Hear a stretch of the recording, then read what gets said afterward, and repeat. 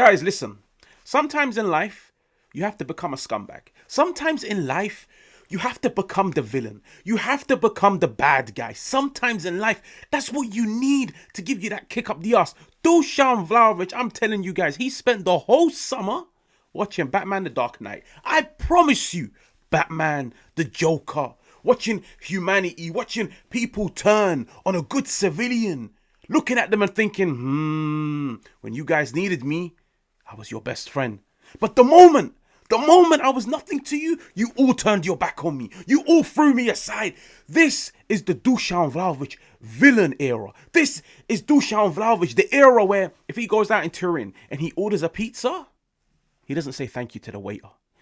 If he's walking in the airport and somebody opens him the door, he doesn't say thank you. He just continues walking. If you're at the gym and Vlahovic comes and takes your dumbbell, you better keep your mouth shut and give him that dumbbell. This is the era that Vlahovic is in. And I love it.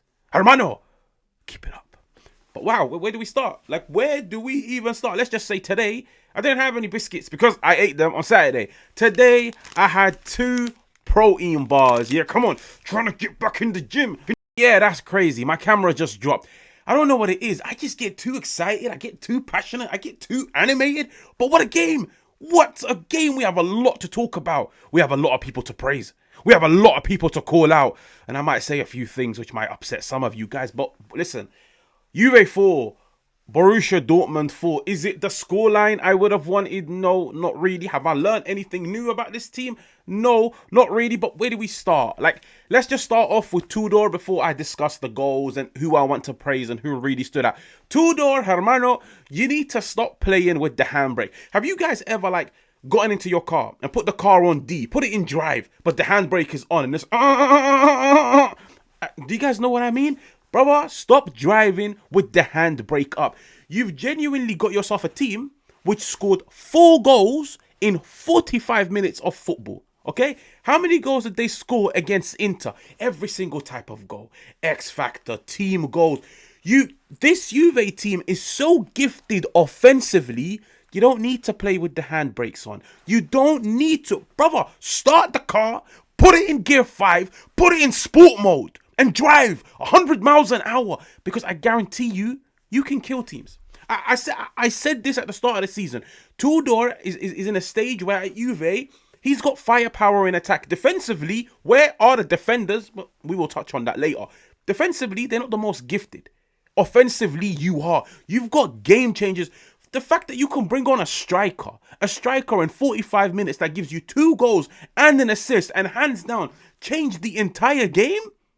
Brother, play to your strengths. Play to your strengths. If you have a team that's defensively good but offensively you're not that good, okay, sit back, contain, sit back, suffocate, condense the pitch and then try and get a goal on the counter-attack. Brother, you've got yourself a team. If you go out there and play on the front foot, you can kill teams. You can blitz teams. Listen, I said it. I might say some stuff you guys don't like. He needs to stop being a coward. He needs to stop being a coward. He was a coward against Inter. He came out on top because of moments of brilliance, the X factor, the never say die attitude. Never say never. We will never stop till the final whistle. I love that. Don't get me wrong. I love that. And I credit Tudor for it. Because last season under Motta, if Juve went down, they weren't really coming back. This time, if Juve go 4-0 down, I still have belief. Because I'm looking at Tudor and I'm saying, you know what? You've instilled this on the camp. This never say never attitude. This never say die attitude. This we will play till the final whistle. And we will give 100%. But why? Why is it every single day never say die? Why? Why can't one day smooth sailing? Thank you for the 3 points. Why? Why is it always never say die? Why is it always a battle? Why is it always a war? You're going to make me gain weight, bro. I've already had flipping 2 protein bars. Listen, with Tudor, let go of the handbrake. Play to your players' strengths. Your players' strengths are playing on the front foot, forcing them forwards. Just like you see the second half. Fair enough, you can turn around and say the game was a bit more open because Borussia Dortmund scored. But let's be real. Borussia Dortmund scored first. So if anything, Borussia Dortmund are more inclined to sit back and defend. But did you see Juve? As soon as they went 1-0 down, everybody was pushing forwards. For some reason, João Mario enters the frame. Why does João Mario always come onto the pitch when Juve go 1-0 down? Why? Because you're telling me now you set up in this very pragmatic, very defensive way with Kalulu as a wing back. Why don't you start Joao Mario, and then when you're winning 2-3-0 up, bring on Kalulu to see out the game? Why is it the opposite? And I'm telling you guys, I said it against Inter. In some games, Juve will win because they've got too much firepower. Like, today is an example. The weekend is an example. The fact that 1-2 substitutions and Juve can win games. Juve can come back from 4-2. Juve can create what they had, like 11 shots in the second half, 3-4 big opportunities. This team is so gifted offensively. So why do you leave it till the end? Why don't you go out, kill the teams in the first 50, 60, 70 minutes? Last 20 minutes, give your players a rest. Lads, let's see out the game. Lads, let's control the game. Lads, let's be a bit more defensive because we're winning 3-0 up. Why are you always playing catch-up? You're too good to be playing catch-up. But listen, the fact that Juve were, 4-2 down with 10 minutes to go, everybody loves to see a fight back. Listen, with football, as fans, we're all suckers to a good story, okay? That's the facts. We're all suckers to a good story. We all want to see a comeback. We all want to see last-minute goals. We all want to see fight. But you can see this from minute 1. You can see this from minute 30. You don't have to see it on the 80th minute when you're sat eating protein bars and cookies. And, like, there's no need. Tudor, I'm being honest. You need to start playing to your players' strengths. You need to be a bit more offensive-minded. Let go of the handbrake, brother. Please, let go of the handbrake. Now, in terms of the goals... Actually, no. We'll talk on the goals later. But before we get into the goals, there's one project that needs to be dashed. There's one project which Tudor needs to dedicate tonight to watching Pirates of the Caribbean. You see in Pirates of the Caribbean, they get a glass bottle and then they put a note inside of it and they dash it into the sea. Get a glass bottle and put Cup Minor starting games in the bottle and throw it. Throw it into the sea. It doesn't matter where it lands. Just throw it in the sea. Cup Miners, don't get me wrong, he's had a decent start to the season in comparison to last year, like the catastrophic year of last season. But when he starts, he's not impactful. He's not. Keep him coming off the bench because that's where it's working. That's where you're getting most productivity out of him. Bring him on for 15, 20, 25 minutes. Let him help you see out the game. Let him bring some extra energy in midfield. Cup Minor starting games, he's not impactful. And if anything, it's what I was saying about him last season. Last season when he was starting games, I labelled him as a liability. Against Inter, he came across like a liability. Today, he came across like a liability. Cup Miners at the moment is not good enough to start games. Keep it Locatelli. Keep it Turam. I'll be honest with you guys. In that first half, I felt like Juve missed Locatelli. Listen, Locatelli for me, I love him. I think he's great at dictating tempo. He's a different type of midfielder to Cup Miners. But Locatelli's always looking for the forward pass. And trust me, Locatelli, 7 times out of 10, will make a successful forward pass. In the first half, it was boring. Like, I think the whole world went to sleep because Juve weren't getting the ball forwards as much as they should. You need Locatelli. Locatelli is a ball progressor through his passing. Thuram is a progressor through his carrying. Cup Miners is just there catching vibes. He's just there catching vibes. So, Cup Miners, allow it, please. I'm not trying to see it. I am truly not trying to see it. In terms of the goals, listen, let's just go through them real quickly. The Adeyemi goal was just a goal out of nothing. But once again, come on, Juve. You need to close down the space. You can't give him time to control the ball, get it out of his feet and line up a shot. You have to close him down. They didn't. Kenan Yildiz, my brother, I am so sorry that I have to speak about so many other things in this game besides just sitting down and waxing lyrical as to how good you are. Like, this is a dude that will win a Ballon d'Or one day. I promise you. He's a superstar. He's a magician. He is hands down Mr. Juve. Like, it's such a shame that sometimes everything falls on his shoulders. If Kenan doesn't step up, there's not many players in this team that are willing to step up. Today, Vlahovic stepped up. As much as Kenan stepped up, Vlahovic entered the frame and he was like, no problem. My team is losing. I'm going to get you guys back into the game. My team is losing 4-2. I'm going to make sure we walk out of here with something. You need players with this attitude. You need it. You can't just have Kenan with that hungry attitude. No. You need so many other players. And did you see today? The fact that you had Kenan with a hungry attitude. The fact that you had Vlahovic with a hungry attitude. The fact that Kenan came off on the 80th minute when Juve were 4-2 down. And Vlahovic was the guy that carried the team. Vlahovic was the guy that put the team on his back and said, no problem. Kenan is not on the pitch. I'll get the job done. Me, Dusan Vlahovic. You need players of that attitude. But Yildiz, what a goal. Like, I'm so sorry. Like I said, I'm so sorry. I can't dedicate 15 minutes talking how much of a superstar you are, but I truly love this kid. He is amazing. He's got the brightest future at Juve. He's a superstar.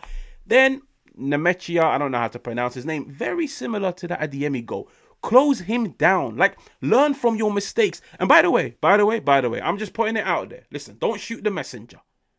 Çalhanoğlu twice against Inter, wasn't closed down, scored from outside the box. Adeyemi, outside the box, wasn't closed down, he scored. Nemetia, outside the box, wasn't closed down. I'm beginning to see a pattern. Let's hope and pray I'm wrong. Wasn't closed down. Vlahovic, Kenan, Batman and Robin. I always tell you guys, Batman and Robin. Feeds him in, composure, puts it the opposite side of the keeper. Then the penalty, I think this is a ludicrous decision. Like, to be fair, I don't know what channel you guys were watching the game, but the channel that I was watching it on, they only showed me one replay, which is a shame. But if it's going to VAR, I'm expecting a few more replays. But from the one replay that I saw, it didn't look like a penalty. It genuinely didn't look like a penalty. Like, unless they saw different angles, which they never showed me, maybe. But for me, it didn't look like a penalty. Juve go down. Then Vlahovic. This is just improvisation. This is a cross spammed into him. Lovely goal. Like, I'm telling you guys, Vlahovic is my striker. At the moment, David, listen, I love David technically, but David needs to start doing more in the final third. He needs to get a bit more involved. David doesn't look hungry. I don't know what it is. Maybe it's because there's this passive demeanor, like, as in he's very different to Vlahovic. He's not that type of striker, but brother, in this team where your primary purpose is to put the ball into the back of the net, if you're not putting the ball into the back of the net, you need to be a bit more involved in the final third. Vlahovic today genuinely looked like an animal possessed, tracking back, holding up the ball, first touch was there. Vlahovic looked amazing. Like, Vlahovic genuinely looked today like a 60, 70, 80 million pound striker. And because of that, Vlahovic is my striker.